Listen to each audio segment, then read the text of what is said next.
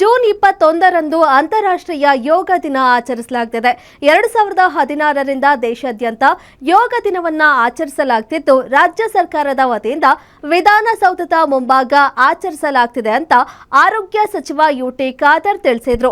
ಬೆಳಗ್ಗೆ 6 ಗಂಟೆಗೆ ಯೋಗ ಚಟುವಟಿಕೆ ಆರಂಭವಾಗಲಿದ್ದು, ಶಿಷ್ಟಾಚಾರದಂತೆ ಸುಮಾರು 40 ನಿಮಿಷಗಳ ಕಾಲ ಯೋಗಾಸನ ಮಾಡಲಾಗುವುದು ಅಂತ ಹೇಳಿದರು.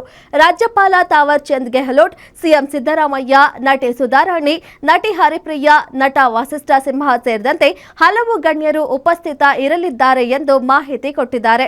ಸುಮಾರು 2,000 ಯೋಗ ಸಾಧಕರು ಯೋಗ ದಿನಾಚರಣೆ ವೇಳೆ ಭಾಗಿಯಾಗಲಿದ್ದು, ಗ್ರಾಮೀಣ ಭಾಗದ ಜನರಿಗೆ, ಮಹಿಳೆಯರಿಗೆ, ಮಕ್ಕಳಿಗೆ ಮತ್ತು ವೃದ್ಧರಿಗೆ ವಿಶೇಷ ಯೋಗ ಕಾರ್ಯಕ್ರಮವನ್ನ ಪ್ರತಿನಿತ್ಯ ಅಭ್ಯಾಸ ಮಾಡುವ ಸಂಕಲ್ಪ ಹೊಂದಲಾಗಿದೆ ಅಂತ ಇದೇ ವೇಳೆ ತಿಳಿಸಿದರು.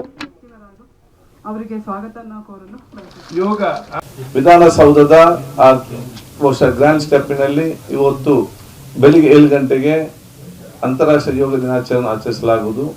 ಕರ್ನಾಟಕದ ಗಣವೇತ ರಾಜ್ಯಪಾಲರು, ಅತಿಥಿ ಮಾನ್ಯ ಮುಖ್ಯಮಂತ್ರಿಗಳು, ನಮ್ಮ ಸಭಾಪತಿಗಳು, ಸಭಾಧ್ಯಕ್ಷರು, ಮಂತ್ರಿಗಳು, ಶಾಸಕರು, ಇಂದ ಗಣ್ಯ ಅತಿಥಿಗಳೆಲ್ಲರೂ ಕೂಡ ಇವತ್ತು ಭಾಗವಹಿಸ್ತಾರೆ. ಸುಮಾರು ವಿವಿಧ ಸಂಘ ಸಂಸ್ಥೆಗಳ ವತಿಯಿಂದ ಎಲ್ಲ ನಮ್ಮ ಯೋಗ ಗುರುಗಳು ಮತ್ತು ಶಿಷ್ಯ ವೃಂದದವರು ಸುಮಾರು 2,000-3 ಸಾವಿರ ಇವತ್ತು ನಮ್ಮ ವಿಧಾನಸೌಧ ಸುತ್ತಮುತ್ತಲು ಇವತ್ತು ಇದ್ದುಕೊಂಡು ಈ ಒಂದು ಯೋಗ ದಿನಾಚರಣೆ ಇವತ್ತು ಭಾಗವಹಿಸುತ್ತಿದ್ದಾರೆ. ಬಹುಶಃ ಬೆಂಗಳೂರಿನಲ್ಲಿ ಮಾತ್ರ ಅಲ್ಲ, ಈ ರಾಜ್ಯದ ಎಲ್ಲ ಕೇಂದ್ರ ಮತ್ತು ಎಲ್ಲ ತಾಲೂಕು ಮಟ್ಟದಲ್ಲಿ ಕೂಡ ಇವತ್ತು ಈ ಒಂದು ಯೋಗ ದಿನಾಚರಣೆ ಇವತ್ತು ಆರೋಗ್ಯ ಇಲಾಖೆ ಮುಖಾಂತರ ಮತ್ತು ಜಿಲ್ಲಾಡಳಿತ ಮುಖಾಂತರ ಕೂಡ ಇವತ್ತು ಹಮ್ಮಿಕೊಳ್ಳಲಾಗಿದೆ. ಅದಕ್ಕಾಗಿ ಬಹುಶಃ ಇವತ್ತು ನೀವೆಲ್ಲರೂ ಕೂಡ ಅದರಲ್ಲಿ ಭಾಗವಹಿಸಬೇಕು. ಮತ್ತು ಇದು ಒಂದು ದಿವಸದ ಕಾರ್ಯಕ್ರಮ ಮಾತ್ರ ಸೀಮಿತ ಅಲ್ಲ. ಇದು ಬಹುಶಃ ನಮ್ಮ ಈ ದೇಶದ ಋಷಿಮುನಿಗಳು ನಮ್ಮ ದೇಶಕ್ಕೆ ಮಾತ್ರ ಅಲ್ಲ, ವಿಶ್ವಕ್ಕೆ ಕೊಟ್ಟಂತ ಅತ್ಯಂತ ದೊಡ್ಡ ಮಟ್ಟದ ಕೊಡುಗೆ.